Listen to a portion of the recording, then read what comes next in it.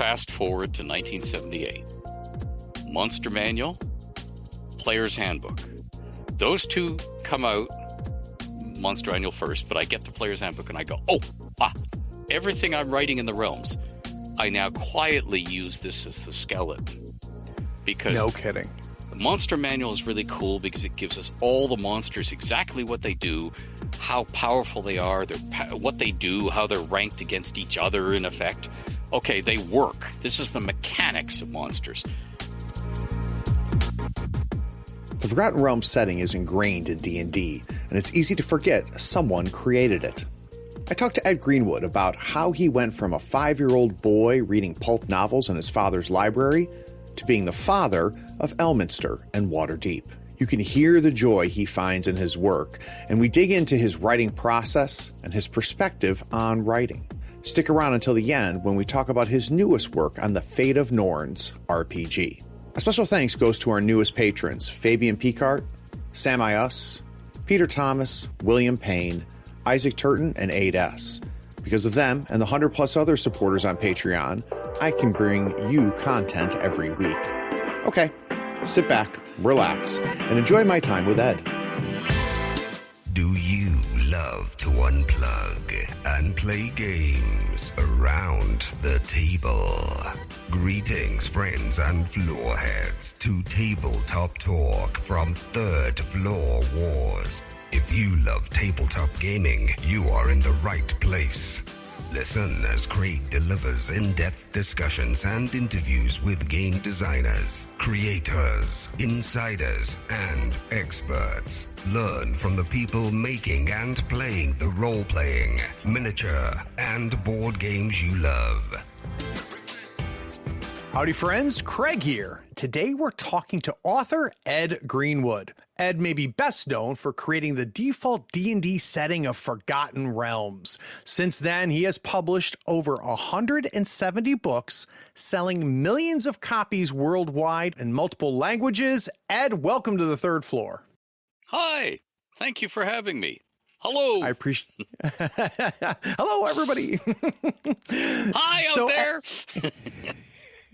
So, Ed, a good bit of your life has been spent dealing with tabletop gaming and, of course, writing in the fantasy genre.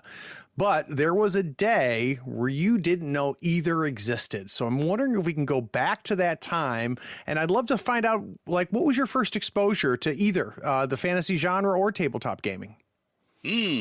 Well, I was one of those things they call a prodigy, whatever. It's obviously lasted, but I was reading when I was 4 and 5 years old, and I was reading my way through my father's den.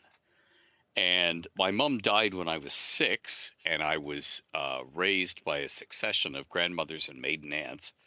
So, and I was the oldest child, and the 2 younger children were my sisters. So they had each other, and I had my father's den full of books to immerse myself in. And my father, like all people who collected books, because my father was serving with NATO and radar stuff, so he was away, across an ocean a lot of the time. Yeah. And I'm sure after my mom died, he sort of threw himself into that, looking back. But I was left alone with his books. And like most people who collect books, he built his own bookshelves so he could cram the maximum amount of those suckers in there by size. So everything was sorted by size. And The High White Forest, a novel of the Battle of the Bulge by Ralph Allen, which was fascinating to a young kid because it has 3 pages in 3 successive pages of a class full of Germans, fictional Germans in the book, who are going to be sent behind Allied lines, being taught the F word so they can swear and sound like an American. And a Nazi SS officer has arrived to inspect the class. So the teacher is showing off, and everybody's trying Fagok, Fayok, for 3 pages, trying That's to sound phenomenal. like, yeah. So that was right next door to a first edition Lord of the Rings, because they were exactly Wow. the same height. So I read everything, including, I mean, my father had, proceedings of the IEEE, which is something to do with international engineers. Okay. And he had all this radar stuff, the source of radio source and Cygnus X1 and so on. I devoured everything. The stuff that was boring, Unbelievable. and he also had a good old hardcover book called The Complete, PLEAT, Complete Strategist, which was a game theory book from way back when. Anyway, he also had tons and tons of Give One to a Friend in Uniform mystery paperbacks, the Dell map backs, the little map of the scene of the crime on the back, and tons and tons of early fantasy and science fiction. And magazines, pulp magazines. So I didn't know what genres were at that stage. I just read everything. And I would go pounding up the stairs to my dad, usually when he had a house full of, 5-star generals and stuff. And I'd say, Dad. And I'd be holding something terribly embarrassing, like a 40-cent paperback called Ow Hoot Trail. She was staked out nude in the sun to die. What's the cover, and I'd wave it at him and say, Dad, this was great. Where's the next one? Oh, that's great. And my father would say something like, oh, well, son, if you want a sequel, you're going to have to write it yourself. That author died in 1943. Oh, okay. Fine, Dad. And I go running back downstairs, to his vast relief, no doubt, and into the den, where on the card table, my Aunt Clara, like all farmhouse wives and farm girls who grew up during the Depression, had saved every brown paper bag that we got from the supermarket, because when you shop at the supermarket, brown paper bags, you slit them up the sides and you ironed them flat on the ironing board, and you gave them with crayons and pencils to the kids as writing paper, because you're not going to pay for writing paper. Now, later on, I discovered that my dad, being a prof, had all these exam books that he brought home from university, the unused ones. And they all looked the same, and you had to write in the exam book. And he had to destroy them. The problem was, he'd also gone up through the Depression. You do not destroy stuff. So anything blank, he had to make sure it vanished, so a bad student couldn't take blank examination books home and write the exam and then slip it in. But he could not bear to waste things, because as my Aunt Clara used to tell everybody, including taxi drivers and meat cutters at the supermarket, if you waste that, Mr. Hitler will win the war. Oh, good Lord. Isn't that something? Even well after Second World War. But I mean, this was rock firm. She would tell members of parliament, the elected officials, oh, I'm very disappointed in you. You wasted something. If you do that, Mr. Hitler will win the war. Oh, that's And they would look at her and they'd try and crack up, and they realized she's serious.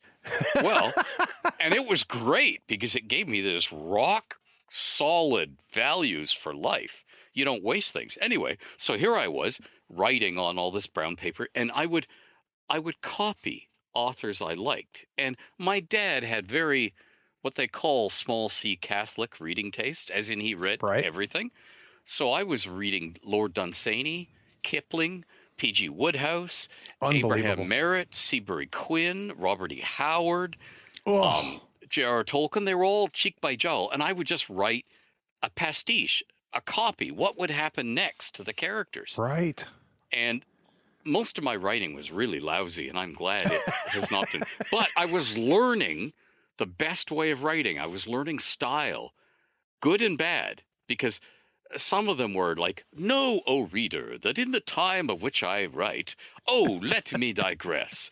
Here's a footnote on top of a footnote on top of a footnote, so we all understand where we are. And you know something? You read that, and some of them you get tied in knots, and some of them you think, hey, that's really good. We should still write like that, because it was quite clear. I mean, if I was being taken by the hands through a math textbook, I'd love it if somebody stopped and said, you might be wondering about this Pythagorean theorem. Okay, let's stop and talk about Pythagoras. I would love that. But anyway, I would write all this stuff. So I was writing um, incredibly bad stories and novels by the time I was 5. So the first Forgotten Realms short story, I was 5 or 5.5 when I wrote it, and it still survives. Well, okay, it's been put together with some fragments that I also wrote at the same time, and it's called One Comes Unheralded to Zerta.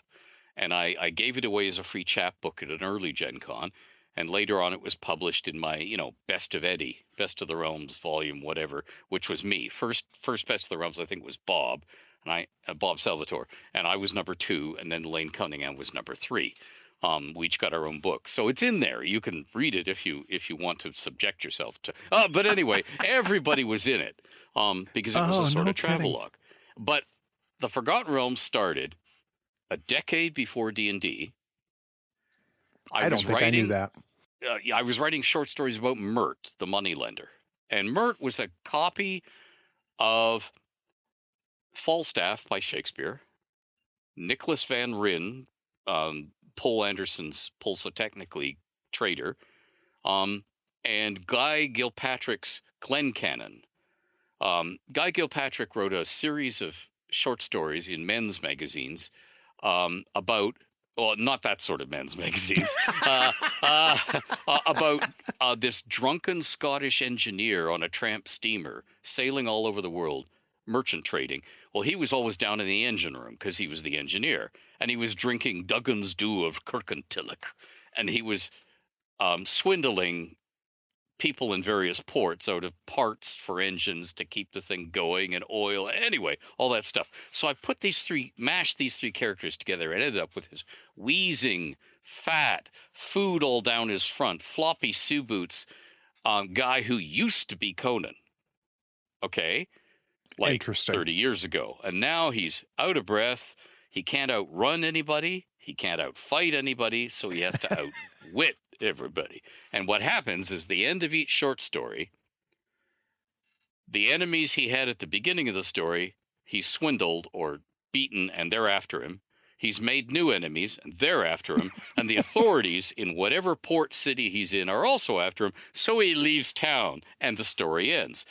And he was going from port city to port city along what a year later I figured out was the Sword Coast. And a year after that, I figured out it was called the Forgotten Realms. Now, the setup for the Forgotten Realms is because we have legends in our world of vampires and dragons and wyverns and stuff, but you don't see them when you walk down the street or in zoos. And the conceit is, and I swiped this from William Morris, and everybody else has swiped it from him since, from C.S. Lewis with The Lion and the Witch and the Wardrobe, all the way down to Michael Moorcock and the Multiverse and everybody since. William Morris wrote the first novels. The first things we now look back at and say, that's a novel. As well as, being this Renaissance designer who gave us beautiful wallpaper and furniture and music and carpets and everything. And one of them was called The Wood Between the Worlds. And the idea is there's this vast wood. And if you're in this vast wood, which is populated by satyrs and fauns and all sorts of dangerous people who found their way from other worlds. Because if you step between two trees when the moonlight's shining on them, or over a pool, or across the stepping stone in exactly the right direction, at exactly the right time, like on the solstice, because I say this because it's the solstice. Anyway, if that happens, you go through a gate.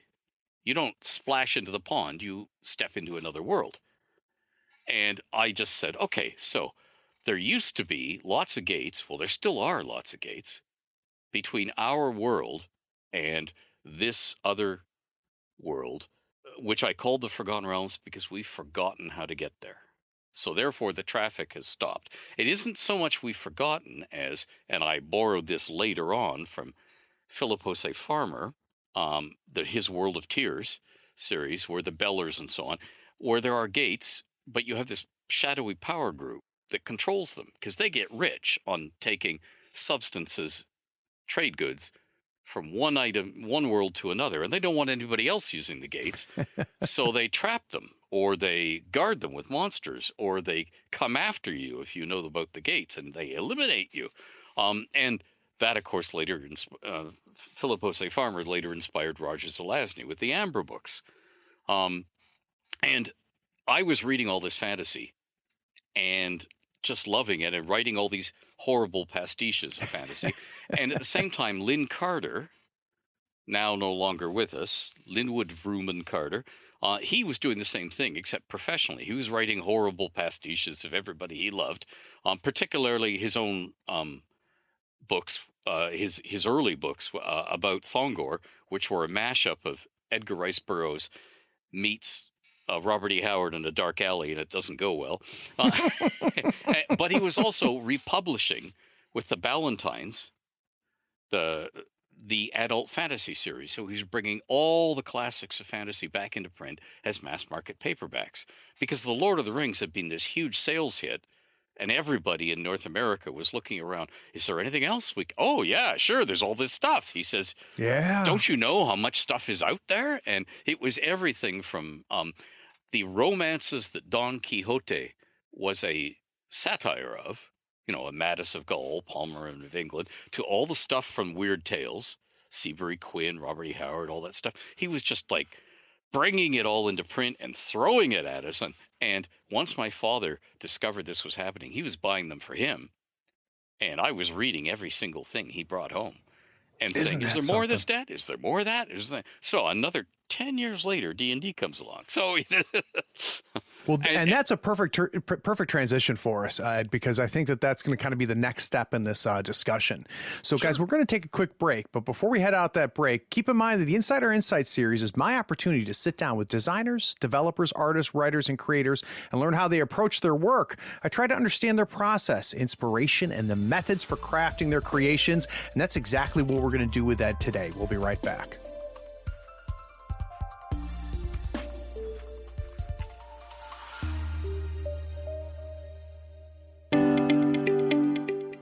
This is the part of many podcasts where someone comes on, interrupts the show, and explains that you should consider paying for the content that you're listening to right now for free. That pitchman explains by giving $1 or more a month, you not only support the show, but you allow the show to grow and improve. Here on the third floor, we refuse to interrupt your episode of Tabletop Talk with such time-wasting pleas. We pledge never to run a spot asking you to go to patreon.com and give $1 or more a month, because supporting content creators keeps the content coming, even if there is a link in the show's description. And there is. We don't ask you to click it and become a patron. We don't waste time rambling about the benefits like early access to episodes, getting episodes without ad breaks like this, or even getting a chance to play in one of Craig's RPG sessions. Anyway, enjoy this episode knowing Tabletop Talk, despite being supported by its patrons, won't engage in such blatant appeals for support.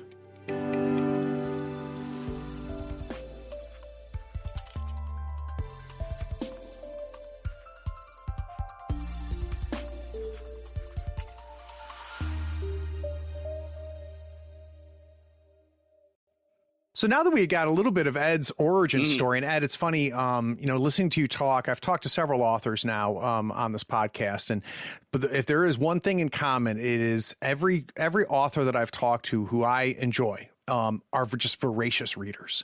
And I've been told by many authors that, that's how you learn how to write, is you've got to read. You've just got to read. And, during the break here, Ed was just dumping all of this amazing information on me, and we'll have it in the outtakes at the end here because it was a really good conversation.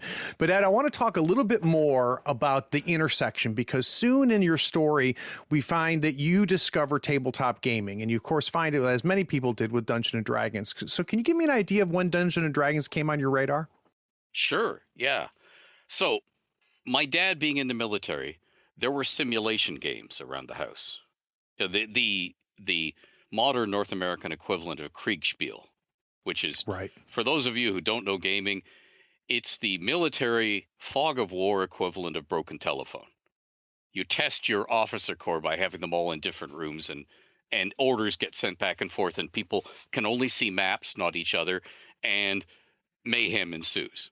And you're supposed to train your officer corps to be really good on the battlefield by doing this. And this was done way back in Napoleonic times. The Germans in the time of Napoleon were doing it, okay, and it has gone on. And of course we had all the board games of every sort, from steeplechase and so on, all the way down. And Toronto is the city I grew up in, or I grew up in a suburb, but it had cool stores downtown. Comic book stores, no science. They actually had a science fiction and fantasy bookstore. Whoa, and the original 3 D&D booklets showed up there. I also have spent my entire life working in public libraries, starting from age 14 as a library page, so I could shelve everything and bring it home if it wasn't a reference book and read it. I could still remember a lady with a very severe horn-rimmed glasses saying, "Ed, you're supposed to shelve the books now and read them later." But anyway, so I learned to read really quickly and surreptitiously. That's funny. That's how you became a fast reader. Yeah, that's right. Yeah. You devour a novel on the way to school. I had to walk a mile to school, so I devoured a novel on the way there and a novel on the way back. Anyway, and I don't read that fast anymore because I want to stop and savor, or it becomes drudgery and I move to something else, because I've got umpteen books on the go. So along comes the 3 booklets of D&D. This is before the little white box. They're separate booklets. My father brings them home and say, "Hey, son, you might be interested in these." And I sit down and read them. I think this is really cool. And then I think, and it's just going to devolve into an argument at the table. There's not enough here. There's not enough, I didn't quite get it because I'm coming from the mindset of a game that has strict rules. And I'm thinking this is just free-for-all storytelling. It's going to devolve into an argument, and whoever's the dungeon master is going to have to decide on, and people are going to get angry and whatever. I think we'll shelve it. And then out comes Greyhawk, the booklet Greyhawk, with beholders and so on, and all those cool magic items. And then out comes Black Moor, and then out comes Eldritch Wizardry. I'm trying hard not to call them Greyhack, Black Manure, and Eldritch Misery, which was the nicknames that all the gamers had for them back then. Anyway, but when they came out, it was like, oh, these are so cool. Okay. And of course, that also added the thief character and added, and I thought, oh, there's enough here. So I played with some friends, but they weren't really into it, and we dropped it. Fast forward to 1978. Monster Manual, Player's Handbook. Those 2 come out, Monster Manual first, but I get the Player's Handbook and I go, everything I'm writing in the realms, I now quietly use this as the skeleton. Because no kidding. The Monster Manual is really cool because it gives us all the monsters, exactly what they do, how powerful they are, what they do, how they're ranked against each other in effect. Okay, they work. This is the mechanics of monsters. And I devoured all my father's Popular Science and Popular Mechanics magazines. The ones that every 5 years had a cover about the car in your driveway will have wings and you'll fly to work. Those.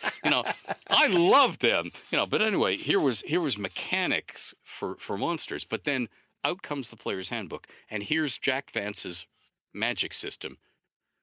Everything laid out and detailed. This is perfect. So in the same way that the guy Don Pendleton, writing the Executioner books, later talks about keeping himself honest during action scenes, so he doesn't have a guy fire 732 times without reloading. He would actually work out the gunfights. Can I run here? Can I get over this wall that fast?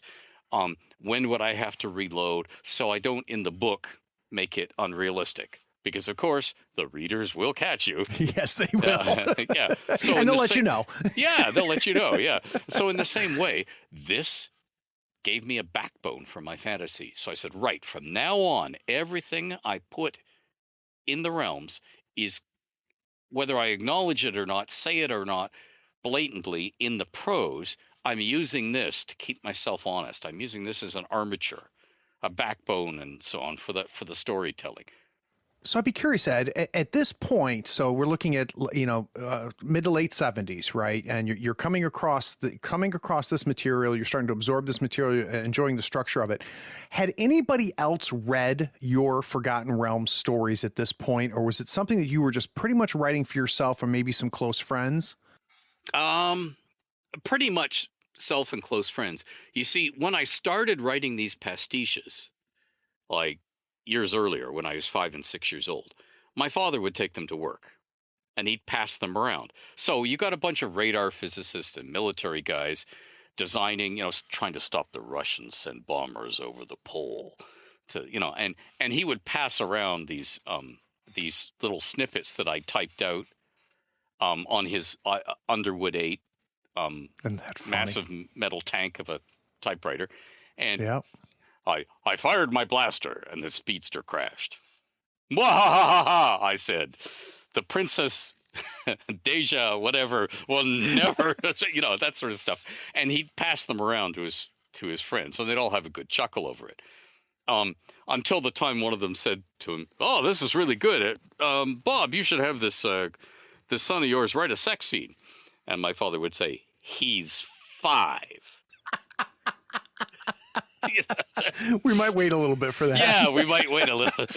The research will be fun. No. Oh, that's funny. But anyway, but yeah, so my father had read them, and he would say things like, "That's really good, but that character there just sort of pops up. It seems too convenient to me as a reader that in comes this character. Set them up at the beginning. Let us see them in the distance at the beginning. Then it doesn't feel like it. Okay. So I was learning the little tricks. That's the Chekhov gun thing. If you see a gun hanging on the wall in Act 1, it better be fired before the end of the play, sort of thing. Which isn't necessarily true. You can break all the rules. You just have to know why the rule was put there and think, can I break this? Yes, I can. But yeah, so my father and his business colleagues were reading my stuff. I had one long lost now novel published back then, Fool's Master, because in those days there were a lot of small publishing houses in Toronto because it was the center of the Canadian publishing industry, and there were lots of tiny presses like Coach House Press in those days, which is now an imprint of a larger publishing company, was really run by hippies in a coach house. And that's which is a garage, a coach house, and they had a hand printing press and so on, and every book they couldn't sell, which was almost all of them, went into a warehouse, which was an adjacent garage. So I mean, there was lots of that sort of, and when you bought the paper, and you bought the press time, and you had extra paper lying around, people could actually publish their own poetry books. Tons of beat poets, almost darn near for free, right. A couple $100 for a tiny press run because they had to use up this paper. So right. I did in fact get a novel published which is long gone. I don't even have a copy, called Fool's Master. But yeah, along comes Dragon magazine. Yeah, see, I would get there eventually. No. we're on our way, Ed. We're good. Yeah, okay. Yeah. Mr. Gameway's Ark was a really cool store, long gone and very much lamented, on Yonge Street in Toronto, and they had a gaming. The second floor was the games. They had stuff like pool tables and giant ship models that cost tens of thousands of dollars and were in glass display cases on the ground floor. And you went up to, and when you went to the fourth floor, they had a complete model of the bridge of the USS Enterprise. Wow. Yeah, life size for people to put on costumes and play in. But in the middle, they had a gaming floor, and it had everything from Parcheesi and marbles and various card games to D&D, and they had Dragon. So I bought one. Oh, this is really cool. So I started buying them all the time. And then along came this feature in it called Dragon's Bestiary, which was a relaunch of Featured Creature. And it said at the bottom of the page, anything on this page is as official as anything published in the Monster Manual, and we will pay, I think it was either $25 or $50 US, which was a lot of money to a kid in Canada in those days, because at that time the American dollar was about 2/3 better than the Canadian dollar, so it scaled up. And so when you're living on a 25-cent allowance, that's a sudden boost in, you're a tycoon. You're that little guy from the Monopoly gang. You could have cigars. So I wrote a monster and I mailed it off. It was The Cursed, and it appeared in Dragon issue 30. And I thought, oh, this is so good. So I wrote another one called The Crawling Claw. And I sent it away. This is how long ago this is. 16 days later, Canada Post brought back my issue of Dragon magazine, and my monster was in it. Unbelievable. They're desperate, I said, and started right. If they'll take my monster right away, they're desperate. So I started inundating them with monsters. I also, TSR had brought out a board game called Divine Right, which we'd eagerly bought. And it had two problems with the rules. One of them was the board was a piece of paper you folded out. And in the same way that SPI games back in the day would be white printing on black around the board, the colored board, and they would have rules on the board around the edges, particularly setups for armies. You set up the little counters because they don't come on till turn 36 or whatever, and there they were on the edge of the board. Okay, well, Divine Right had the same thing, and it had this place in the game called Greystaff, and Greystaff was this ancient site. You would sacrifice your own armies at Greystaff, very barbaric, and get a rain of locusts or a lightning storm or a flood or whatever. And one of the rules ended in mid-sentence. Well, there was obviously something missing there.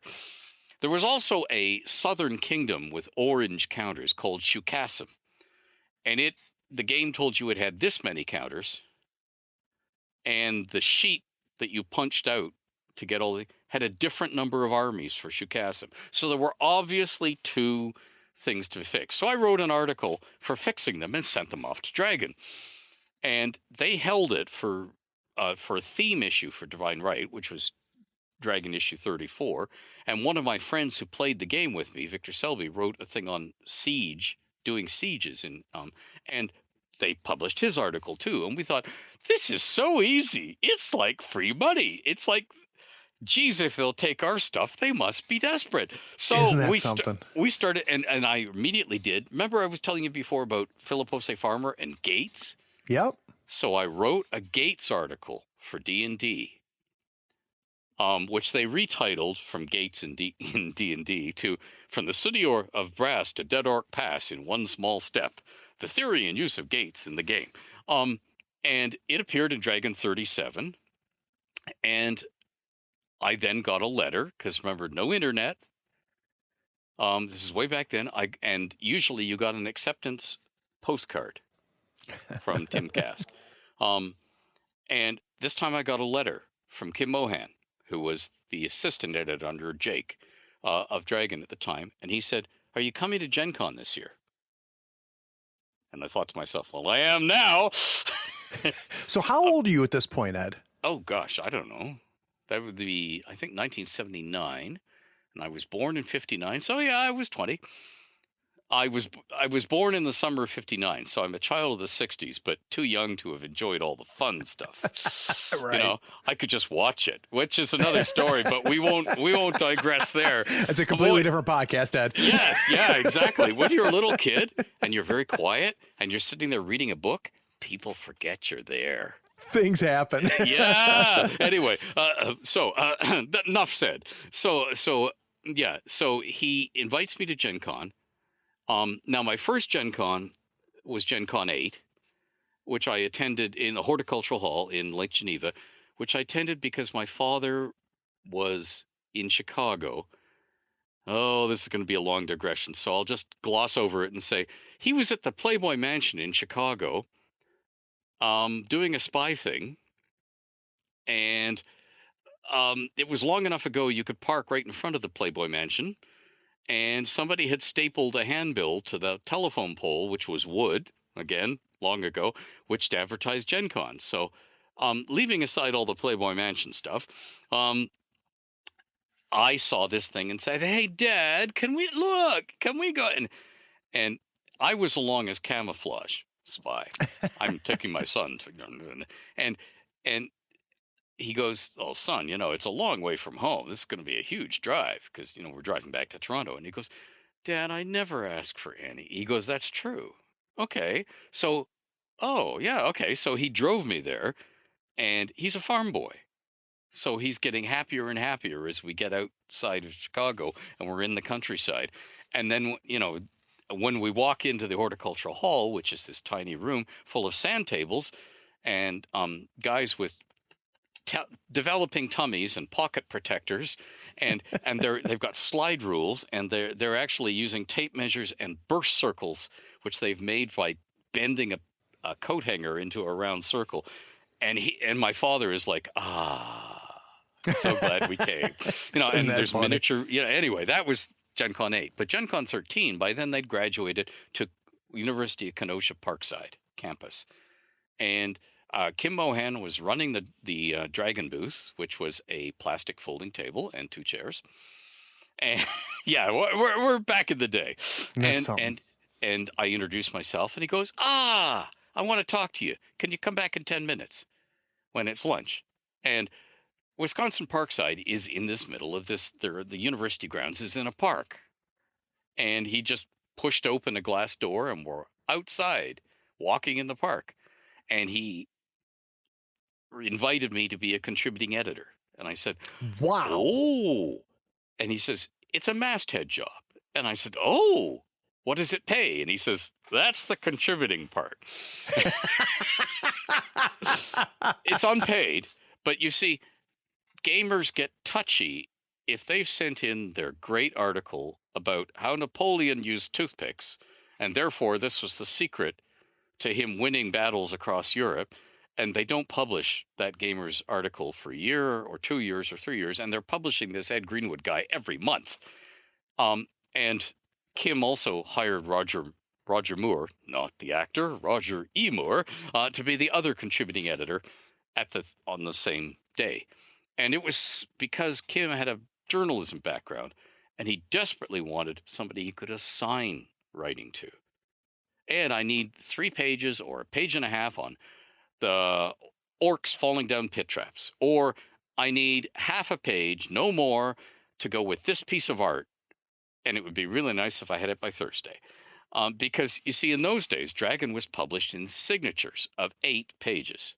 Because when you use the giant scissors on a big piece of paper in the mill, you can cut it in 8s or 16s, depending on the size of the thing. And the magazine shrank or grew depending on the amount of ads that had been bought. And therefore, they suddenly had to expand or contract the magazine when they were doing layout in about 3 days near their deadline. And it would be really nice to have somebody, or to be able to bank stuff that I wouldn't expect to be paid. And I was overjoyed, and I later became a journalism student at university. Off I went to Ryerson to learn how to be a journalist, and I didn't go to be a journalist that says, "Hello, Mrs. McGillicuddy. You don't know me from Adam, but your son just got killed at a railway crossing. Was he a nice boy? Can you say something about him? Do you have a picture of him we can use for the front page?" That just makes my skin crawl. I never wanted to be that journalist.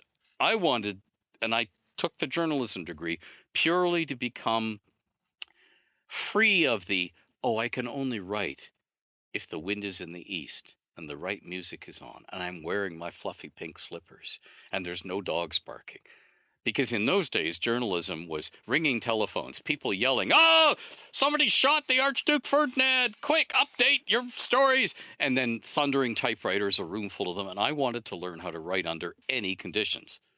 And I did. And fast. Because, people like Kim were saying, it would be really nice if we can have it by Thursday. I then later on graduated to TSR saying, we've had a product go west on us. How much can you give us by the other end of this weekend? Because production needs it by the end of the week. And we're going to have to put together what you send and what 4 or 5 other people we've asked will send, if they can send anything. So which is why I ended up being a non-staff designer at TSR, never on staff, never even in the United States except for a week at Gen Con. And I would stay in the United States for a week purely for customs reasons, because the customs limit for Canada getting back in was $25 purchased when you were away for 48 hours or less. And the customs officers had this little trick. They'd say, so did you have a fun time in the States? We'd say, yeah. Did you gas the car up? Well, yeah. There's your $25. Ha ha, gotcha. But if you stayed for more than a week and you couldn't count the day that you left the country or the day you came back, one of the two of them, I can't remember. So you had to be away for 8 days. You could buy $200 worth of stuff, and it was later raised. And I was going to Gen Con like every gamer to fill the car with stuff I couldn't find anywhere else. And in fact, I later went to Gen Con as the guest of a local gaming store, now sadly defunct in Toronto, called the Badder Dwarf, where John Dunn said to all of us kids, okay, you're all driving down with me. Give me $25 each. That's for the gas. And what happened was he used it to gas this rented car and to stop at every truck stop and buy all-day breakfast all the way down. And then he used our customs allotment to import stuff for his store in the way back to Canada. So he had a car full of 6 kids, and he would usually hit a skunk or something. So it was fun. But, you guys are gaming mules. Yes, we were gaming mules. That's exactly it. But that was the thing. Yeah. So I was then a contributing editor for Dragon, and I was away to the races, and I would write stuff just off the top of my head, because Kim would occasionally assign me stuff, like the Ecology series was an assignment, and so was the Wizards 3 series, because they wanted to promote all of TSR's worlds. So that series where Mordenkainen and Raistlin and Elminster all get together in my study and get drunk, and eat my ice cream and stuff. That was an editorial assignment. But in between those editorial assignments, I was writing stuff that I wanted to add to the game, and they were publishing it. It was wonderful. And then they wanted novels, and that was Spellfire. And Spellfire has apparently sold over 8 million copies That's around the world in all sorts of language, like 48 languages or whatever, and is still selling. And yeah, 400 books later, here I am. Ta-da! So I'd be curious, Ed, when does the discussion start happening of we need a new setting? And when do they start looking at you? Okay. I have to piece this together from what I've been told and learned afterwards. Because remember, I'm up in Canada. I'm not a staffer. Okay. As far as I understand it, when Gary lost control of the company, they didn't want to go on using Greyhawk. The company didn't.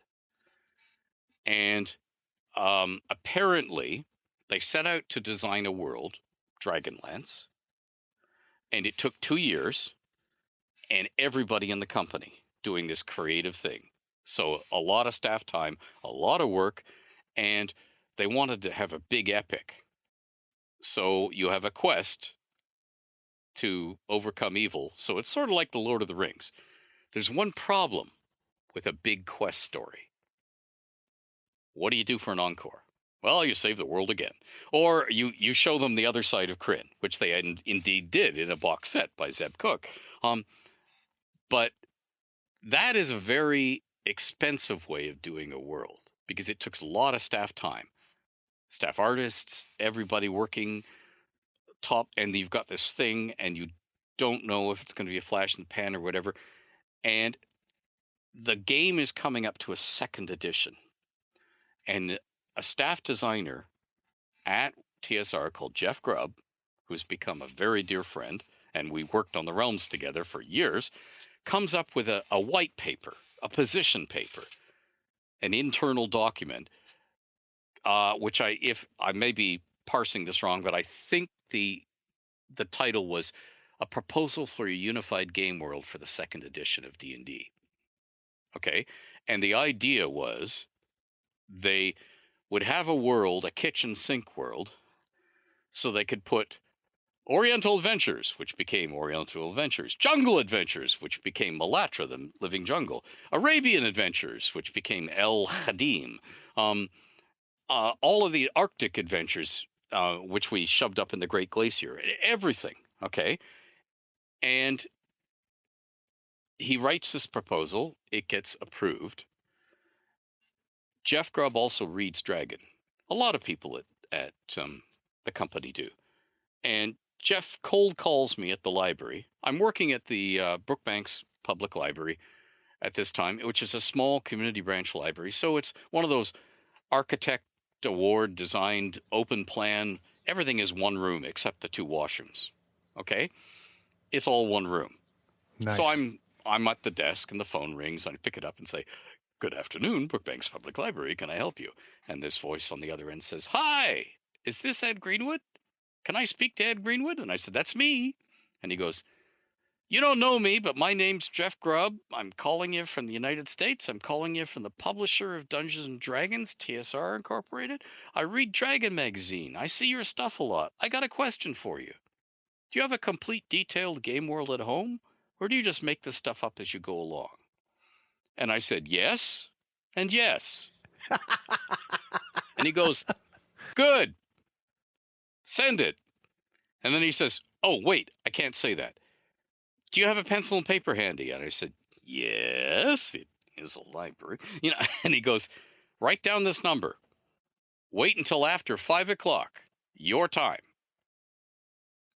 "Well, are you in Eastern?" I said, "Yes." He goes, "Okay, 4 o'clock, your time. Call this number. A man will answer. His name is Mike Dobson. He's my boss. He wants to ask you something." And of course, what they were doing was setting it up so that Mike Dobson would phone me from home after work and ask if I would sell them the realms. And if it fell through, it didn't have to be on the books. It didn't have to report it anywhere. It was, he was doing a feeler, just a feeler. Is this an option?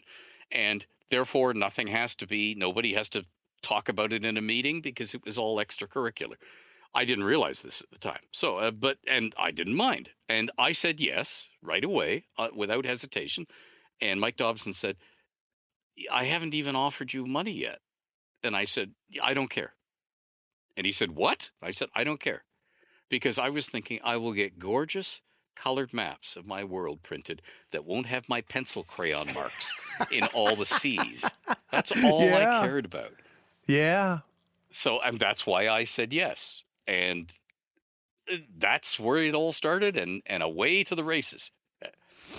So at what point then do you actively partner with them, right? So you sell them the rights to it, and I don't know if that's true. You decide that they're going to use the Forgotten Realms, right? Yeah, I sold them the rights. Got it. Okay, and you're active beyond that, right? It wasn't just a hot potato at that point that you tossed over to them. You were involved the entire time while it was being implemented. Is that correct? Oh yes. They gave me their FedEx account number. And I was typing up weekly packages and FedExing them from the library where I worked off to Lake Geneva, Wisconsin. And Jeff would call me every weekend, and we'd have 3 and 4 hour phone calls.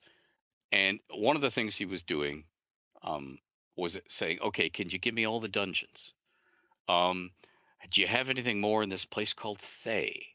And I would put in the next package, and then my advance for writing Spellfire, which wasn't an advance, it arrived a year after Spellfire was in their hands, was to buy me a Mac 2 computer, because the T's had died on my father's Underwood 8, typewriter, and I was hand drawing all the T's in on all the pages. And as Jeff said later, it looked like a graveyard, all these little crosses. It was That's driving funny. them. And the secretarial pool at TSR, because this is a Midwestern small company, and they hire little old ladies from everywhere, was being their secretarial pool, and they were inputting all this stuff. And they were doing what secretaries across Middle America had been trained to do. They were turning it into modern American business English. So I'd write, "Prithee, my lord, dost not thou how I trow?" And the lady would frown at it and say, "A merger is contemplated between this country and this country." That she's turning it into business English. So there were some amusing moments. But yeah, and then you see the nice thing, and the thing that created this golden working relationship was that people at TSR rapidly discovered that their working day was a lot easier if they just unofficially called Ed, because he knew he had all this stuff and he could write half their product for them by just sending it to them. And then their job was just to input it, massage it, make it fit the company mold, and then add their own stuff. Because, if somebody gives you the keys to the vet, you want to drive it. So everybody wants to add their own thing. That's cool. But I could tell them where the closets were, to find the skeletons in the closets, save them a lot of time, and I could see the unfolding tapestry. So I could say, wait a minute, you better check with the art department because they're doing something. You don't want to conflict with them. And they'd say, how do you know that? And that's something. Yeah. And it was actually amusing because I turned into a father confessor for everybody at TSR. When they were having fights with each other, they'd phone the library and bitch. And I'd say, "Oh dear, oh my goodness. Oh, yeah, I can understand why you'd be so upset." I put the phone down in the cradle, it would ring. I pick it up, say, "Good afternoon, Brookbanks Library." other And it would side be of the it. other side going, "Do you know what that idiot did?" I'd say, "Oh, really?" And I have to pretend I'd never heard the first phone That's call. fantastic. Oh, really? Oh dear. And I was lapping it up because I'm a gamer and a fan, and I'm finding out inside stuff about, yeah. So I was loving it. And then, of course, because I visited them every year, I would take them out to restaurants. It was hilarious. I can still remember some secretary saying, "Geez, we've never had like a writer take us out before." Oh, that's Hi. fun. So I would love to know, Ed, what it was like when TSR first put out that material, when you first got your maps, when you first saw your world, canonized, from TSR, a game that you loved. And what was that moment like when it first arrived in your hands? Well, it was a sort of delayed excitement because first there was a glossy insert map that was published as a centerfold in Dragon. You pull it out from the staples. And it was a small part of the realms. It was like, oh, this is gorgeous. And then there was Darkwalker on Moonshae, which was Doug Niles' novel. You see, TSR UK had set the subsidiary had started out to do their own publishing program, and then later on the higher ups just said, no, it's just going to be reprint. But Doug Niles, who was a staff designer at TSR, had started a sort of Albion, I think it was called, a Celtic England setting. And they sank my Moonshae Isles and substituted his campaign setting as the Moonshaes. And he had a novel worked up that was supposed to be first of a trilogy for this. And so it became the First Realms product, aside from this freebie that was in Dragon. And then the box set came out because the idea was we had to hit the ground running. We had to put out a lot of stuff. Because TSR wanted to avoid we're not going to support the setting.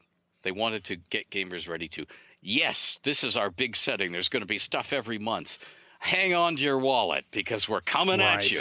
They wanted to establish this habit. And that's one of the reasons why I got called on so much, because they didn't want, because they'd seen it before. First, Gary was the bottleneck because he was trying to run this company that was growing by leaps and bounds, and he was having to do all this human HR personnel stuff that he wasn't used to, and logistics. And at the same time, he was trying to write the rules of D&D, and we were all waiting. Remember the famous Dragon 21, which has the tables from the Dungeon Master's Guide in it, and an apology from Gary that the Dungeon Master's Guide is taking too long, but while you're waiting, here are the combat tables, so you can at least run your games. And he wants to write his own novels, Gord the Rogue and so on, and he's being expected to do Greyhawk as a world, and Castle Greyhawk and all that stuff. You can't do all of them. I tried for years.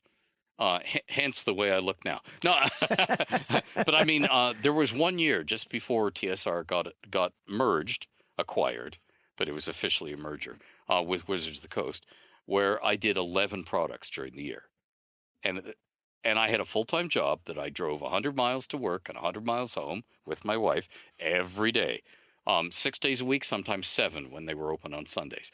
By the end of the year, I didn't know what my own name was. And thank goodness we were by then writing on computers, because if I started typing this wonderful love scene and it happened to be in the file docs for a game, I could just pick it up and move it to the right document and drop it back into the file. Whereas in the days of typewriters, but yeah, you learn how to write fast, and you learn how to write in 42 different ways. Because one of the things I've had to learn over the years, because I've now been doing this for 55 years and I've done it for like 400 odd books and so on, is everybody has their own tiny wrinkle in how they do things. So the process is different for almost every project. And I've now reached the stage where I've tried almost every way of doing things. So I usually say to whoever my boss is on a project, or whoever I'm collaborating with, how do you want to do it? Okay, we'll do it that way. Because, hey, I've done it every which way. I know none of them work. No. No, I mean, so let's do it whatever your way is, because it'll be more entertaining. And I might learn something because it's fresh and new, instead of saying, oh, I have to crank out novel 36 in the series of, I don't want ever fall into that. I want it to be joyful for the rest of my life. Well, and it makes you easy to work with, right? Which is always a good thing to have in the business, is have that reputation. Yeah. So, Ed, when Wizards of the Coast takes over and D&D changes hands, how does that change your relationship with the game? And what was your relationship with WotC? Steadily more distant, in that, you see, TSR was, you might say, a dysfunctional family, but it was a family. And it worked that way for good and bad, in the same way that you might always fight with your brother or sister, and there might be huge family rows. It was family. Wizards was different from the very beginning. And increasingly, as it goes on and it becomes owned by Hasbro, it's more corporate. And one of the things that you do when you're being corporate, the company should be the source. And you could see it with Disney and George Lucas now over Star Wars. The company should be identified as the source of canon for a brand, not necessarily the original creator. So it's like nudge, nudge, nudge, nudge, nudge. So I was immediately getting nudged out of game design and just being an author of novels. And then when you discontinue your fiction line, goodbye. Yeah. Yeah. It's and okay, that's fine. There's a part of me that goes, oh, that's sad. We could have gone on churning out Realms novels forever. There's so many stories I want to tell. And my chief disappointment was the 100-year time jump that they did for 4th edition, which freed them of having to read canon and so on, and all this backstory. And also means, again, if you're a corporation, you're going to license your brand. An outside licensee doesn't have to read all these products and keep current with them. They have a free hand to do whatever they want, because time jump. And right now you have a movie coming along. Not the first time that's been attempted. Yeah. But it means great track record. Yeah. Well, no, I don't mean that. I mean, in between the movies that did appear and this one, almost every major Hollywood studio has had a crack at least here's a pitch, you know, and you want them to have a free hand, and they want to have a free hand, and so therefore it's easier if you have the world. And of course, that to me, this is my reading of the tea leaves, not something I've been officially told. I would say that's why in 5th edition, most of the realm's official releases are concentrating on the Sword Coast, because it gives the rest of the world, if you want to have walking skyscrapers, if you want to have, talking mountains, okay, it's just different over there in the world. You're not tromping on canon, you're showing a new side of the world. And there's a way of, I can buy that as a, see, if you look at it from the meta storytelling thing, that's cool. Why not do it that way? But at the same time, it means that there are stories I didn't get to tell, and that's a bit of a whoa. There are things that I would have wished turned out differently, but that's the same as everybody in life. And in the meantime, I've gotten to know people all over the world, and I've got to travel, usually on somebody else's dime. Which is nice. Yeah. I've got to work creatively with all sorts of people, and that is the joy and the delight in it, particularly giving people their first chance. People who are burning with a story to tell. Oh, this is your chance. And of course, there's the occasional problem where they want to be a writer. They don't want to write. You know what I mean? I do. Yeah. So there is that. But with somebody who's just, a story possesses them and it's bursting out of them, to see them get the chance is great. Yeah. Oh, that's fantastic. Absolutely fantastic. Well, guys, we're going to take another break. When we get back from this break, I really want to dig a little bit deeper into Ed's process. And it's fascinating because it sounds like we've got 42 different ways to do it. But I want to find out what works for Ed. We'll be right back.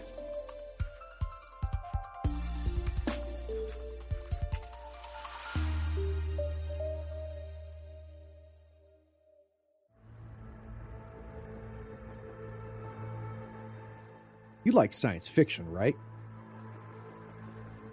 You love playing games, maybe even role-playing games.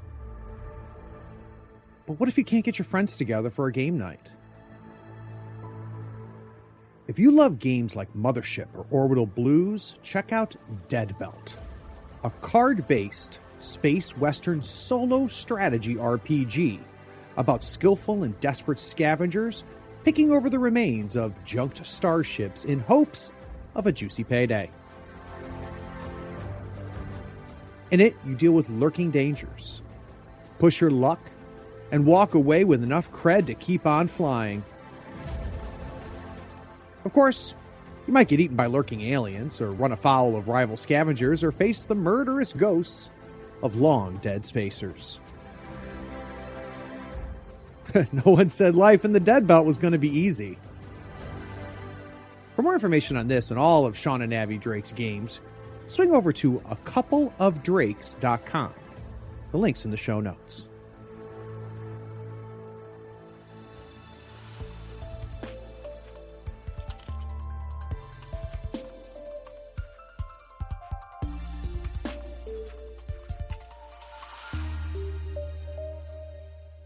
So, Ed, one of the things that I've been trying to do with this podcast is not only talk about the history of creators like yourself, and, get an understanding of the origin stories of the things that, we all loved when we were 12 years old.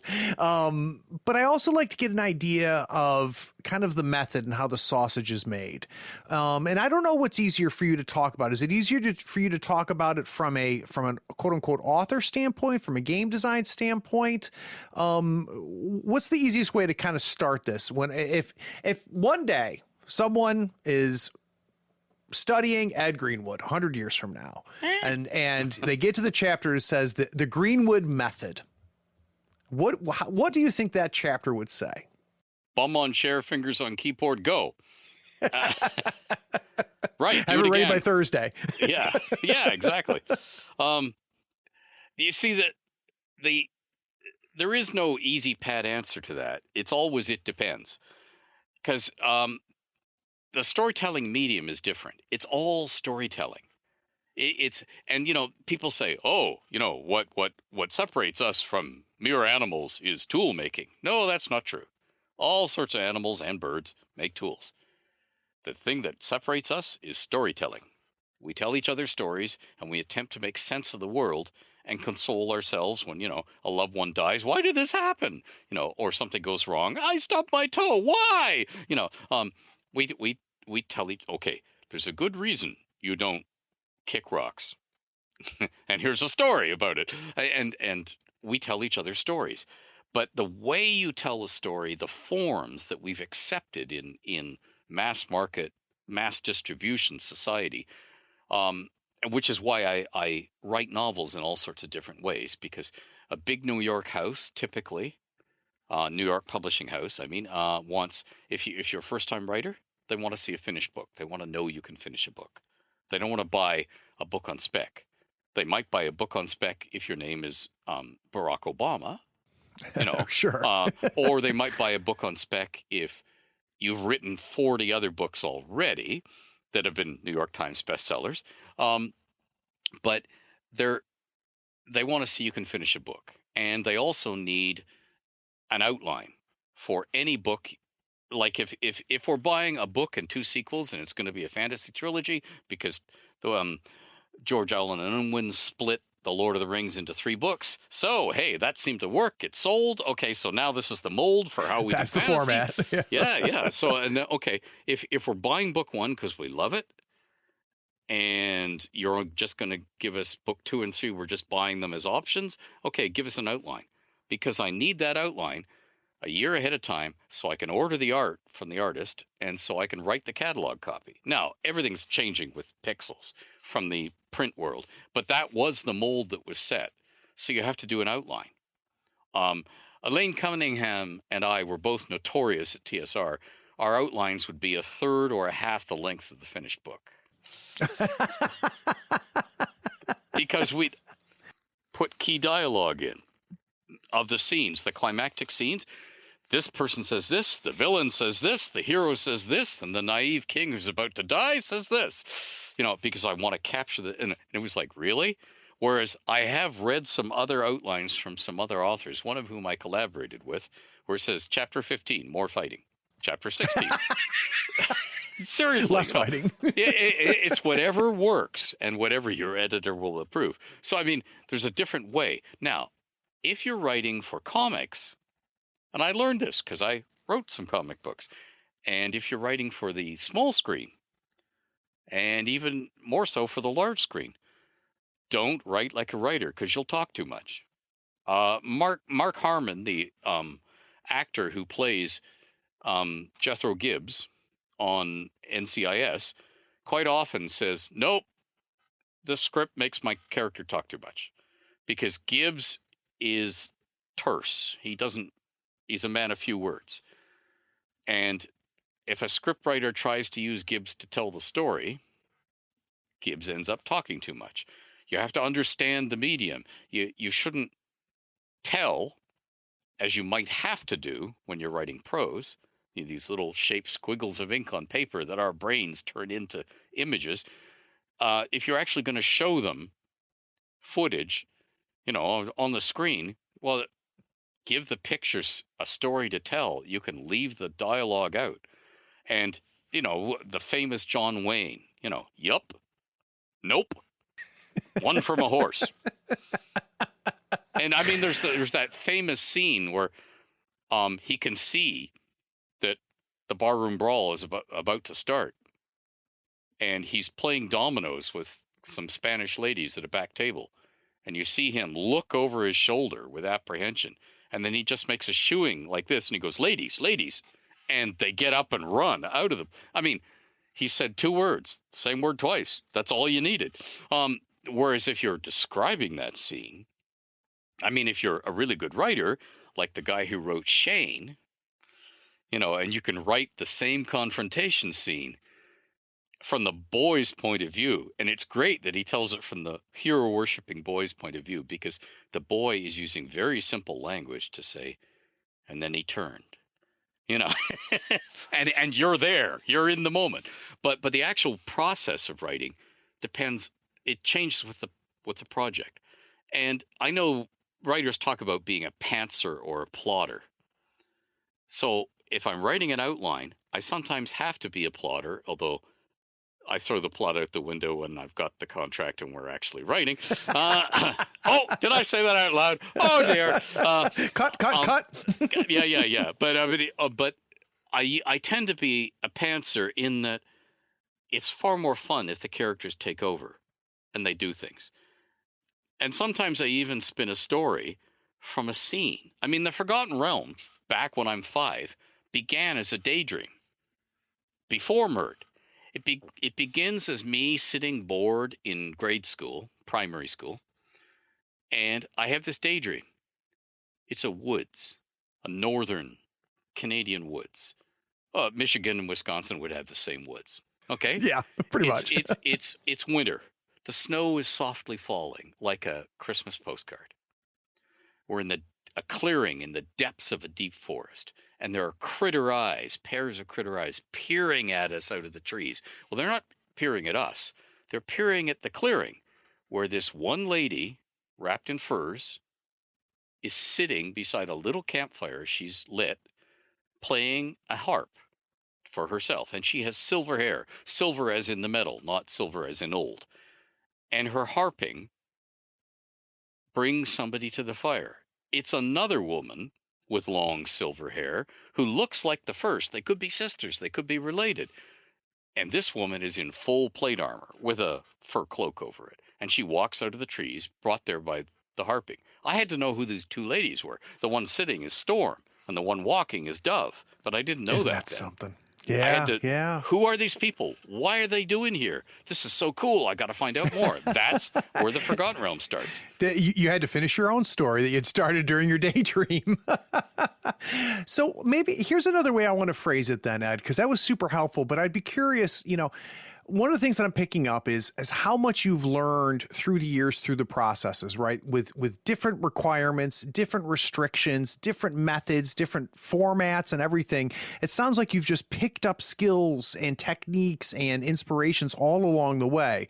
So what if you sat down with 25-year-old Ed and who's starting to bang out novels?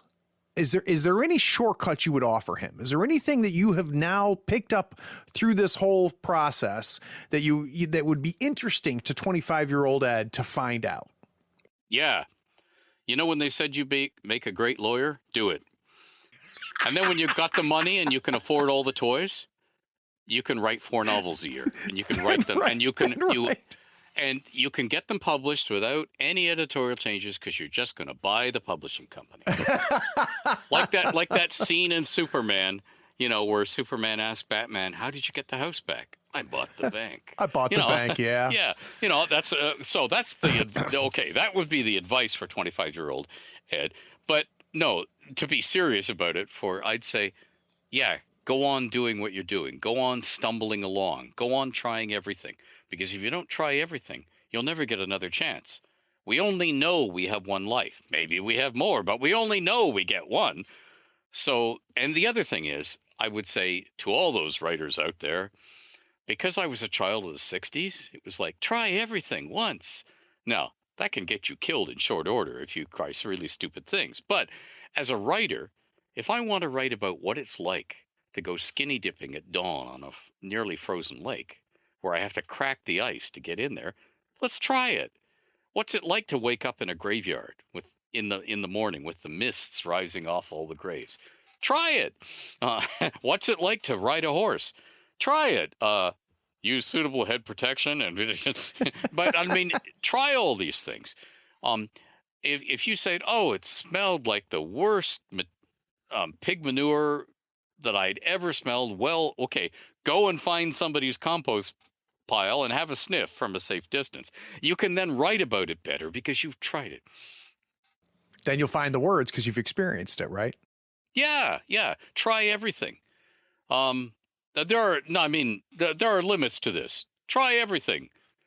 And officer, that's why you found me in the. I'm a writer. I'm trying to be a writer. Well, there is the old joke of, where the people who are monitoring our computer usage are saying, you better pick this guy up. Look, he's looked up bombs and it said, no. He's also looked up how to tie your shoelaces and sex scenes and no, he's just another writer. That's funny. So Ed, here's something I don't know is whether you during all of this still role played and whether you still participate in role playing games today. Sure. Yeah, I still play. I was on a televised or YouTube last night playing with Ginny Loveday and Tony Winslow Brill as my fellow adventurers with Heath as our dungeon master. Yeah, I play regularly. I play in a long-running series called Quest for the Cure. I play in a Greyhawk one done by Jay Scott, Lord Kazumba. Because during COVID, as streaming has gone well, various people have invited me to, be the guest ham actor, and I have, and it's fun.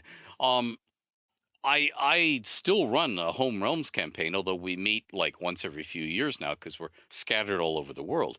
And every convention I go to wants to do a charity game, and they want me to run the realms. And could you play Elminster? Sure. And be so you do that. So yeah, I play regularly, but here's the thing: if you played in one of my games, you don't have to know the rules. It'll be editionless. I will use second edition characters that were used in playtests that I did for TSR back in the day. It's all ham acting. And I'll say things like, roll me a D20. I won't be saying, oh, you make this roll with advantage. Or I won't be, and if the player says, what do I need? Never mind, just roll the dice. Because I'm telling the story. And I'm giving them, that's the key thing about D&D. They tell the story with me. Everybody gets their chance to direct the story. If I don't do that, then I'm not being a good DM in my mind. I know there's no right or wrong way to play D&D, but I don't want it to be an obstacle course. I don't want it to be how can the Dungeon Master kill you in new and interesting ways? Well, it sounds to me like the storytelling is the part that you love, right? And, yes. and the participation of that. And, I would think that you recognize rules have to exist in order for us to call it a game. But at the same time, it's that shared storytelling that makes it special. Well, speaking of making games, guys, we're going to take a quick break. When we get back from this break, we're going to talk about something a little bit more recent with Ed. We're going to talk about the Fate of Norms RPG. We'll be right back.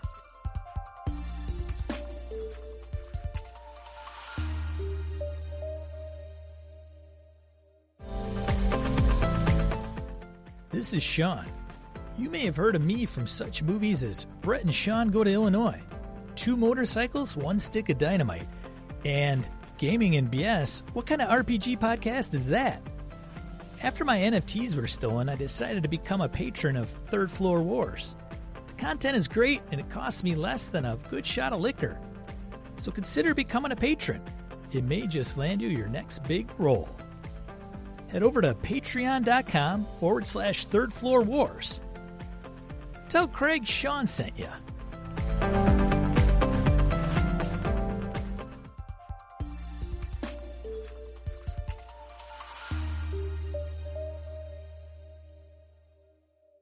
So one of the things that Ed, I wanted when I contacted Ed and he was gracious enough to, come on my silly little podcast. One of the things I asked him is, what are you working on today? And I want to talk about it. And Ed, you brought up this Pendahaven's Fate of the Norms RPG. So let's first, for the listeners, talk about what that is and then what you're doing with it. Sure. Okay. This is not my game, number one. This is a game that was created by a guy up in Canada, lives north of Montreal, called Andrew Volkauskas, and he has been doing Fate of the Norns for years now. If you type in his name on Kickstarter, you can see all the various Pendelhaven Fate of the Norns projects.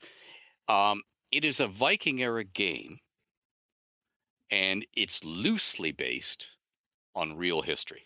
And I say loosely based because the current iteration of the game is Fate of the Norns Ragnarok. And obviously, the end of the world didn't happen in 835 AD, which is where we are in the game. Or the Celtic Twilight, if you prefer. Andrew and I used to appear together at a fan expo in Toronto, and at one point he said to me, "These games are really expensive to produce and put out, and I don't want people to. I want them to be able to pick up and play this one product by itself." And I'd say, "Okay, so put quick starter rules in every game." Oh, okay, and off with no, and for Andrew, it's also always been a little bit about story.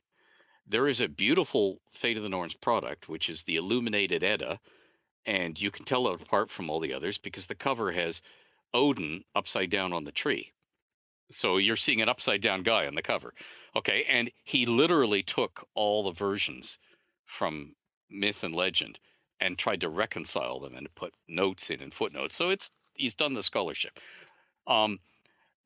He's also got various other wrinkles on this game, but the current Kickstarter that he's just fulfilling right now is Ireland or the Celts or Hibernia, which is called Children of Eriu in the game. And I worked with Andrew and Michelle Franklin and James Kerr on Creatures from Myth and Legend, which has it's a monster manual, but Michelle and I just did stories. Okay, a story for each monster. In fact, my monster from the point of view of the Lingormir, which is a Norse wingless dragon, I told it from the point of view of the monster. That's awesome. So we all have stories, and James Kerr would go through mythology, and then he'd write up, this is what we know about the Kelpie from mythology. This is what we know about Valkyries from the mythology. And they're reconciling Norse, Finnish, all the stuff, putting it together. And what we're doing right now for the game, that's the other big thing I should tell you about the game. You don't roll dice. Oh, wow. You weird runes. You have rune tiles. And you can play the game at a very simple method of, you can just say, like I do when I'm running D&D. The Norn, or Dungeon Master, the Norn says, what are you trying to do? Oh, I try and sweet talk the guy. Okay. Draw a rune. And you draw a rune from your bag. And it determines whether you succeeded or not. Or in combat, you can play runes. But once you've played runes to try something, like a difficulty check, in effect, or to do something in combat, you can't use it again. It's not in your bag. So you're making tactical decisions. You're like a Euro game. You're spending resources. And there are cool things you can do in the game. And you can play the game at 3 different levels. Andrew's cleverly written it. It can be very crunchy, where there's actually social combat in this game. Nice. Where you can say, okay, I'm going to try and convince the guard to let me in without bribing him. Because in case a bribe means he's going to kill me because he's being watched. You can't take bribes. Or I'm going to role play. You can do it at 3 different levels. And the simple way is, I don't care about the rules. Let's just do this. And the Norn says, draw this, or says, yeah, how would you do that? Explain to me how you get over the wall. That sort of thing. So you can play it at that level. And so after Children of Eriu fulfills, there is what he's set up and about to run called the Ultimate Viking Kickstarter. And it starts with a novel by me called The One-Eyed King, set in medieval era Dublin. The Vikings in real life conquered Dublin in the 790s AD and ruled it for 7-8 years. And there was a real King Sitric Suaran. He's the One-Eyed King because as a teenager, he did a blot or sacrifice to Odin, the one-eyed god, by plucking out one of his own eyes. My God. And throwing it in a brazier to dedicate himself to Odin. And historically, when his brother followed the white god, the Christian god to us, he killed his brother. How dare you? Anyway, but this is all long before so he's on the throne in Athcliath, which is medieval Dublin, and Ragnarok has come, and it's the city of gold and slaves. And all the money in the world is pouring into it, and he's taxing at 100%. And there's a reason he's taxing, which I won't give away so as not to ruin it for people playing the game. But nobody knows this reason. They just know he's taxing the heck out of them. But in my novel, two young Celts, a gal and a guy from separate tribes, are sent to Athcliath to find out where the money's going. And in one case, probably sent to kill the king. But they're teenagers, so, you know. So what were the parameters you were given, Ed, for that novel? Like, how was it presented to you? And were you given guardrails because they knew what they wanted the game to be and how the game wanted to be? Or were you able to help shape how this thing was going to unfold? I'd be curious to know, like, what that conversation's like before you put a word down on a page. Oh, what happens is Andrew and I have like weekly phone calls and we just chat and we're friends, you know. Yeah. And we want to get together and drink. I mean, no. No. I'm working. Yeah, exactly. Yeah. I'm working. See this whiskey go down? I'm working. I'm working harder. No, but no. What's happening is Andrew's sending me PDFs of this stuff. Read these pages about Ragnarok. Read this page about Citric. I want to do a thing, and we came together and here's the other part of the Ultimate Viking Kickstarter.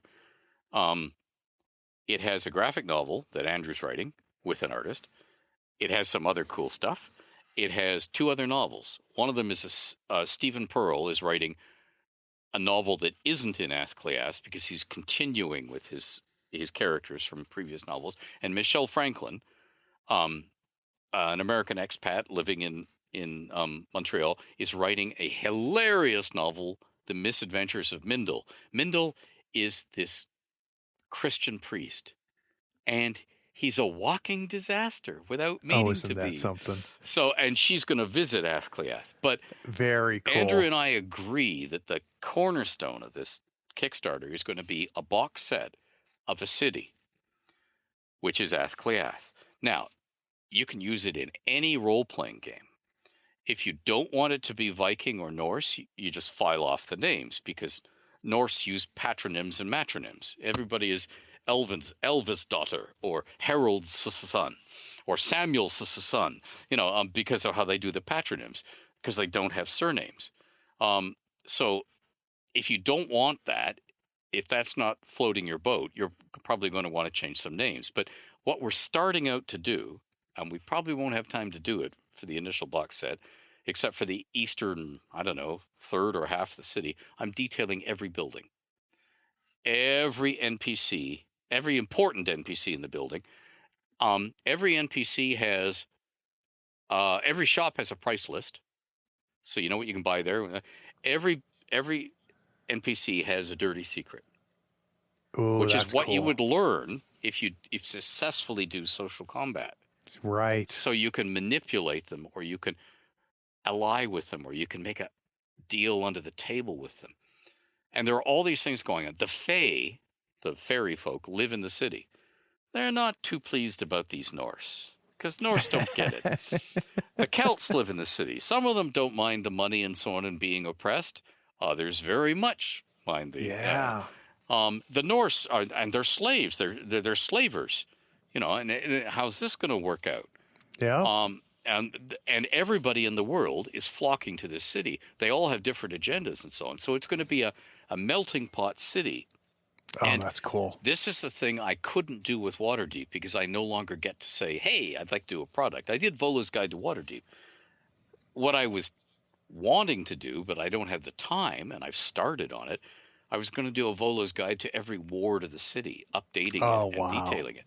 But I don't have time at the moment, but Andrew's giving me this chance to do it with his city, so I'm going to do this whole city. And you can use it as a cornerstone city in your fantasy campaign for the rest of time. And we're going to go on, it's going to be a living city in that we're going to go on updating it, releasing new NPC packs, new adventure packs. We're even toying with the idea of modular adventures where you draw cards and so on. Oh, wow. So that this can be your cornerstone city, and at the same time you can say, nah, I'm not going to use that little bit of it, or I don't like this.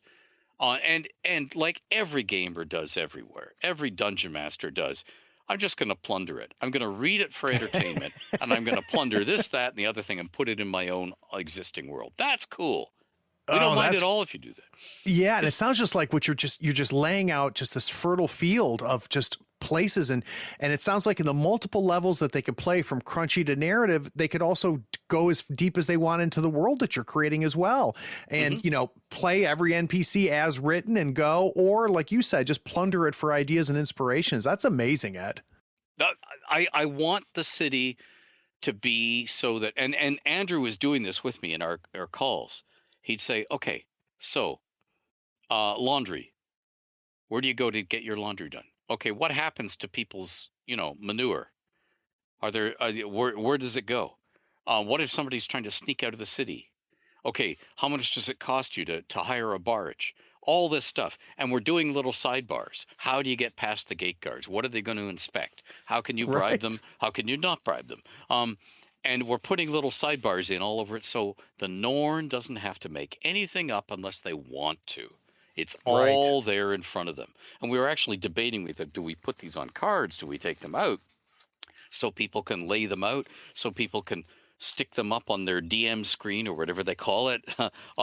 Or if they want to play with others, how do we make this go on cell phones or online so they can walk the streets online? So all this stuff is still being talked about.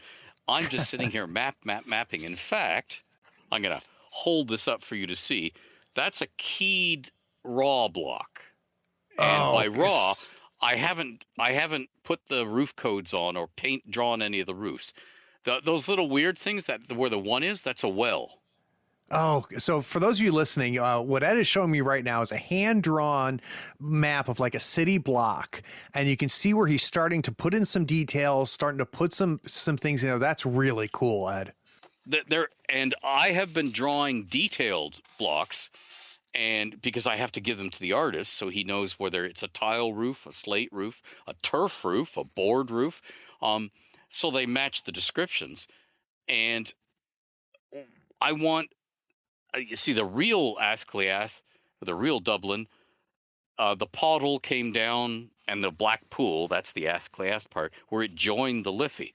And the Vikings could pull their longships in and not have them carried away by the tide back out to sea. So, but something? All of these, like any other large city, like London in England and so on, the creeks and the rivers get roofed over by the city and they expand across them. So they become the sewers. And we're thinking about all this stuff. How will we bring it along? So, Ed, we have spent the last 90 minutes talking about so many things that you have learned and the steps you've taken in your career, and how each project brought something new to you and stuff. What have you learned working with Andrew on this? So is there anything that this has done and taught you that in all of these years before you haven't had a chance to pick up? Or is there a challenge that you've been met with here that you've yet to have faced before? Okay, I'm learning more Gaelic. And how nobody in Ireland agrees on how to pronounce anything, because there's local dialects even now, and of course we always get, like when we were online at GaryCon and we were talking about it, and people are saying, you're not pronouncing that right. Yes, we are, actually. From 835 AD, it's now pronounced. There was a great vowel shift anyway. So I'm learning all that. I'm getting a full grounding in Norse mythology. I knew it as a sort of fun, entertaining level before, but with Andrew and James, they have actually gone over, okay, this conflicting version of the mythos and this conflicting version of the mythos, but this turns into this, so we've had to pick this one, because if it's going to be definitive and we come out of it over there, like the Leos Elfar and the Svart Elfar, how are we going to handle them? How are they going to, and Andrew has this, he can see into the future of what he wants to do in products. Of course, it's all top secret, but I mean, sure. but he says, no, you can't do that because later on we're going to be doing this. Oh, okay. So then we go in another direction.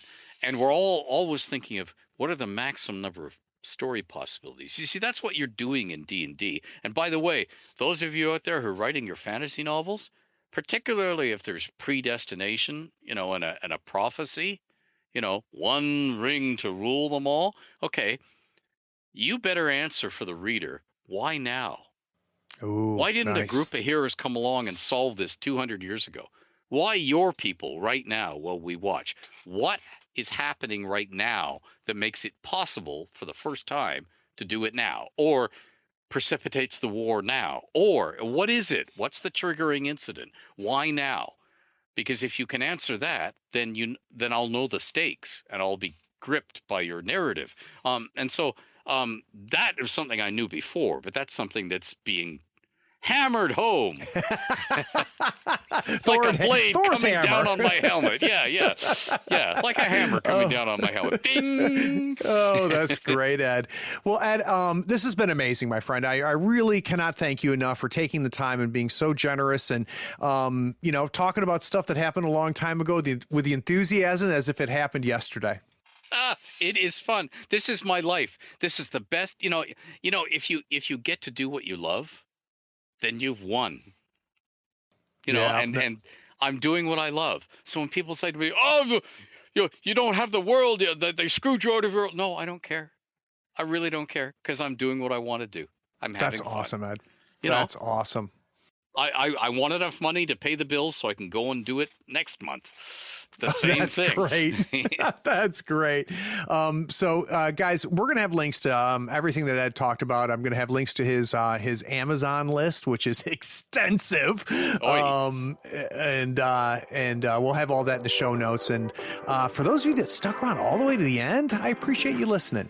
Take care.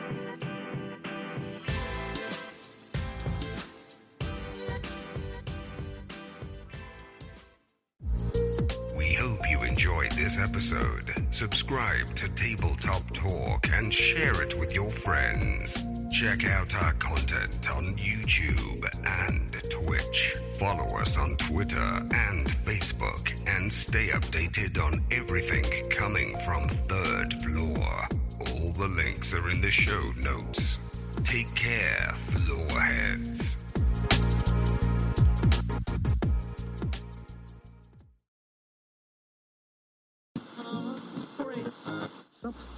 Oh, God, I just realized that I did not ignore the bullets on that. That was, wow. All right. That's sloppiness on my part. I had it titled one thing and then I changed it to another and doing it. Don't worry about it. Ignore the bullets. Jeez. Okay. So, great attention to detail, Shipman. All right. I should be a writer. What color were her eyes again? Yeah. All right. I'll bring us back. Wow, Ed, that was awesome. Cool. I can keep rabbiting on at that speed if you want. Oh, please. Okay. That's absolutely fantastic. And it goes to show that no matter how much research I do, there's always something to learn. Cool. Okay. Oh, that's great. And, but it's an author I forget about all the time is Jose Farmer. And man, I had just devoured him as a kid. And I need to go back to those books. What was it? Was it Riverworld? Yep. Oh God, those books when I was like 12, I found them randomly when I ran out of Howard to read and just devoured them. I need to find those again. Those are there's a saying up here in Canada because hockey is our national game. Yeah. When is the golden age of hockey? And the answer is when you were 12. That's right. And it applies to every sport. It applies really to almost does. Yeah. Yeah. Oh, that's funny. You could end almost every internet argument by just saying that out loud. Yeah. And make sure you look up Jack Vance. I will. Yeah. I will. Because the D&D magic system is based on Jack Vance. With his permission, Gary copied it.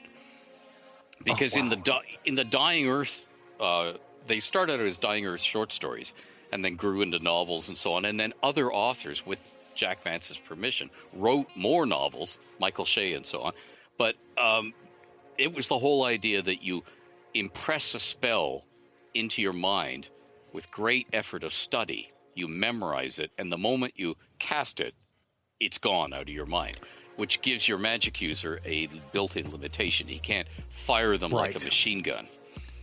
And I have those. I have those Dying Earth books, and I have not read them. That's embarrassing. I need to go grab them and read those. There are there are 3 things you should read. Well, many things. The Moon Moth, which is a novella that won a Hugo and Nebula and stuff like that. There's many others. He won a lot of them. He wrote mystery stories, as John Holbrook Vance, but the Alastor books, which take a different planet, and each book is a standalone novel. Trollian, Alastor 2262, Mask Theory is the only one that doesn't follow that naming convention. And Gary Gygax also used the Planet of Adventure quartet as inspiration for D&D. And there's also 2 books that I love, which are Showboat World, now has another title, where there are these vast rivers and these showboats of a traveling circus, but it's on a showboat. It's on a riverboat. It's on a Mississippi riverboat, like Philip Jose Farmer. I was just about to say. They go from port to port, and they have all these adventures. And then of course, the Dying Earth. But yeah, Jack Vance, because Jack Vance had mastered this art of, excuse me, I know this is terribly inconvenient before tea, but I find I'm going to have to kill you now. Oh, really? Is that truly necessary? Could we not, and they talk like that. It's these, and you just kill yourself laughing. And you take that, plus Moorcock, plus Andre Norton, plus John Jakes, and you just put them all together and go, wow, this is fantasy, and this is fantasy. And Fritz Leiber, right here, Fritz Leiber, excuse me. I mustn't mispronounce his name. Fritz will never forgive me, even though he's in his grave. Yeah. And Fritz, he's sort of in the middle and has this sense of humor. And it was lovely reading all this stuff. Anyway, I will rabbit on forever. Oh, this is great stuff. I'm going to bring us back, and we'll talk about kind of where you start to intersect with Gygax a little bit. But what I'm thinking is maybe start with you discovering Dungeons and Dragons yourself. Does that sound good? Okay. Sure. That's a great thing to do. Awesome. Okay, one of the things Toronto was my hometown. Wait, hold on one second. I'll bring us back from the break, Ed, and then we'll get started. Sure. Okay, great. Yeah. Oh, holy cow, my friend! You are not holding back, and I'm loving it. Oh, there Absolutely you go. No problem. Loving it. Hey, I have no secrets. This is very kind of you. This has been really great. All right, so I'm going to give you a little bit of an intro, and I'm going to let you take this where you want to go. I'll lead you off with a question, and we'll see what happens. How does that sound? That seems to work so far. Great. Okay, cool.